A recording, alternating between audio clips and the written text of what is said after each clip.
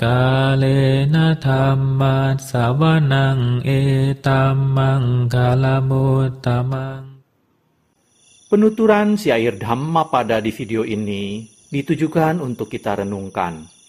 Penuturan bahasa Palinya bukan sebagai sarana pembelajaran pengucapan bahasa Pali yang benar. Meskipun demikian, penutur tetap berusaha sesuai kemampuannya untuk mengikuti aturan pengucapan menurut tata bahasa Pali. Namun dengan segala kerendahan hati, penutur memohon maaf atas kesalahan yang terjadi, baik dalam pengucapan maupun dalam pelantunan bahasa Pali dari bait-bait Dhammapada ini. Untuk syair Palinya, penutur memilih membacakan dari hard copy kitab Pustaka Dhammapada Pali Indonesia yang diterbitkan oleh Sangga Theravada Indonesia. Untuk terjemahan bahasa Indonesia dan kisah latar belakangnya, penutur memilih membacakannya dari sumber web samaggipala.or.id di bagian Dhammapada.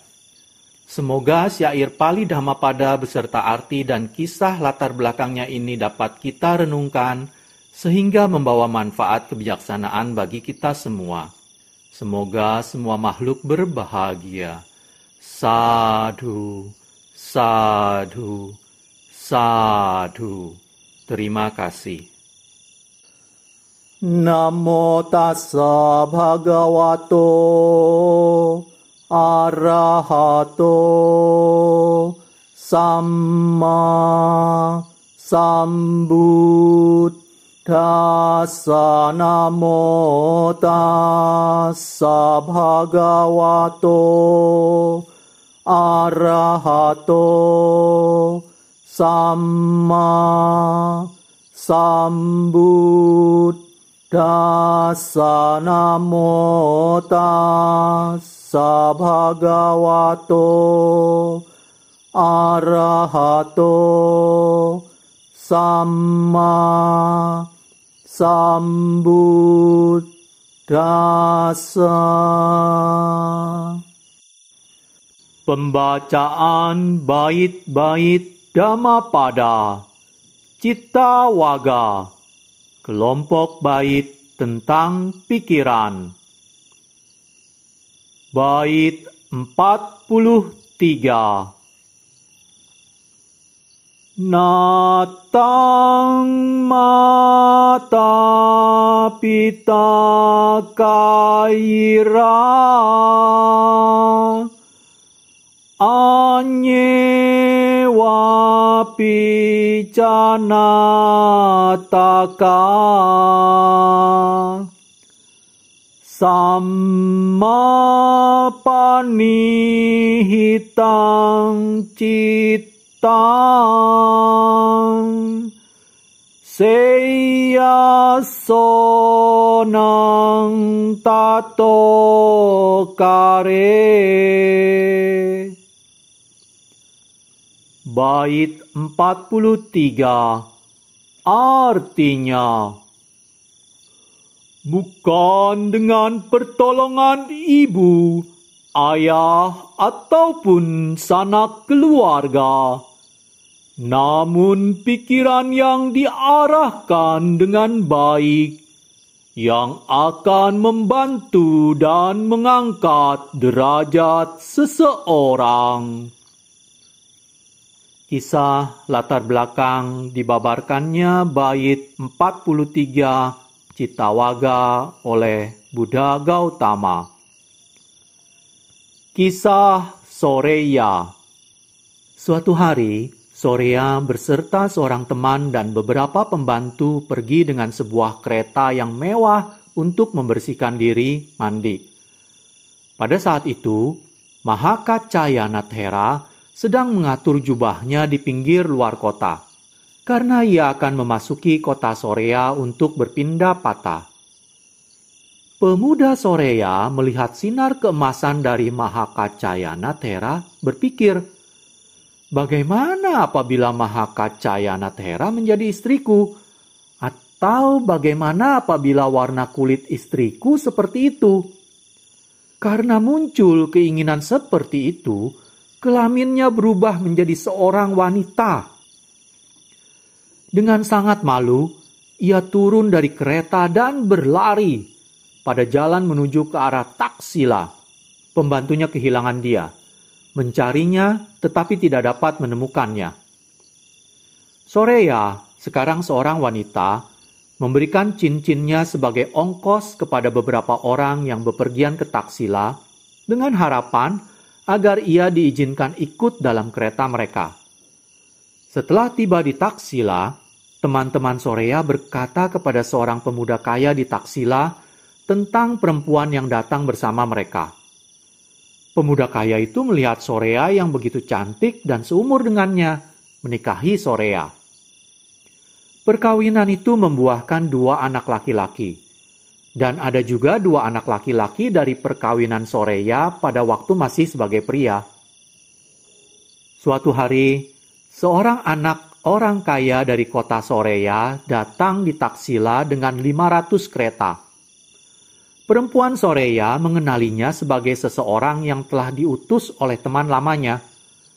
Laki-laki dari kota Soreya itu merasa senang bahwa ia diundang oleh seorang perempuan yang tidak dikenalnya. Ia berbicara dengan Soreya bahwa ia tidak mengenalnya dan bertanya kepada Soreya, apakah Soreya mengetahui dirinya? Soreya menjawab bahwa ia tahu tentang dirinya dan menanyakan kesehatan keluarganya dan beberapa orang di kota Soreya. Laki-laki dari kota Soreya berbicara tentang anak orang kaya yang hilang secara misterius ketika pergi keluar kota untuk mandi. Soreya mengungkapkan identitas dirinya dan menghubungkan semua apa yang telah terjadi tentang pikiran salahnya kepada Mahakacayathera, tentang perubahan kelamin dan perkawinannya dengan orang kaya di Taksila. Laki-laki dari kota Soreya menasehatinya untuk meminta maaf kepada Mahakacayathera. Mahakacayathera diundang ke rumah perempuan Soreya dan menerima dana makanan darinya. Sesudah bersantap, perempuan Soreya dibawa menghadap Mahakacayathera. Dan laki-laki dari kota Soreya berbicara kepada Mahakacayathera bahwa perempuan ini pada waktu dulu adalah seorang anak laki-laki orang kaya di kota Soreya. Ia kemudian menjelaskan kepada Mahakacayathera bagaimana Soreya menjadi perempuan karena berpikiran jelek pada saat menghormati Mahakacayathera. Perempuan Soreya dengan hormat meminta maaf kepada Mahakacayathera. Mahakacayathera berkata, "Bangunlah, saya memaafkanmu." Segera setelah kata-kata diucapkan, perempuan tersebut berubah kelamin menjadi seorang laki-laki kembali. Soreya kemudian merenungkan bagaimana dengan satu keberadaan diri dan dengan satu keberadaan tubuh jasmani ia berubah kelamin. Bagaimana anak-anak telah dilahirkannya. Merasa sangat cemas dan jijik terhadap segala hal itu, ia memutuskan untuk meninggalkan hidup berumah tangga dan memasuki pasamuan sangga di bawah bimbingan Mahakacayathera. Sesudah itu, ia sering ditanyai, "Siapa yang kamu cintai? 2 anak laki-laki pada saat ia menjadi sebagai seorang laki-laki, atau 2 anak lain pada saat ia menjadi seorang istri?"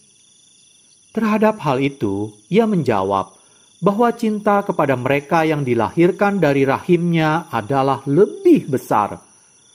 Pertanyaan ini seringkali muncul. Ia merasa sangat terganggu dan malu. Kemudian ia menyendiri dan dengan rajin merenungkan penghancuran dan proses tubuh jasmani. Tidak terlalu lama kemudian, ia mencapai kesucian arahat, bersamaan dengan pandangan terang analitis. Ketika pertanyaan lama ditanyakan kepadanya, ia menjawab bahwa ia telah tidak mempunyai lagi kesayangan pada sesuatu yang khusus. Biku-biku yang lain mendengarnya berpikir bahwa ia pasti berkata tidak benar.